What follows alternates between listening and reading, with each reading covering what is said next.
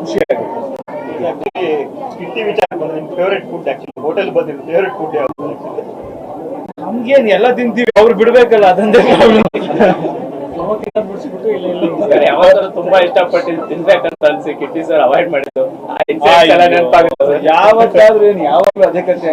But ತುಂಬಾ ನನ್ mind ಅಲ್ಲಿ ನೆನಪಿರೋದು ಅಂದ್ರೆ ಯಾವ ಸಿನಿಮಾ ನನ್ ನೆನಪಿಲ್ಲ. KGF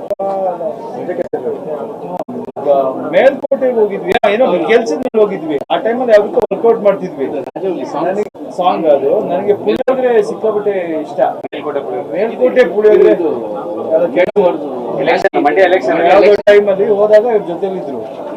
ನನಗೆ ಅದು ಮೇಲ್ಕೋಟೆ ಪುಳಿಯೋಗರೆ ಪ್ರೀತಿಯಿಂದ ಫ್ಯಾನ್ಸ್ ಯಾರೋ ತಂದ್ರು ನನಗೆ.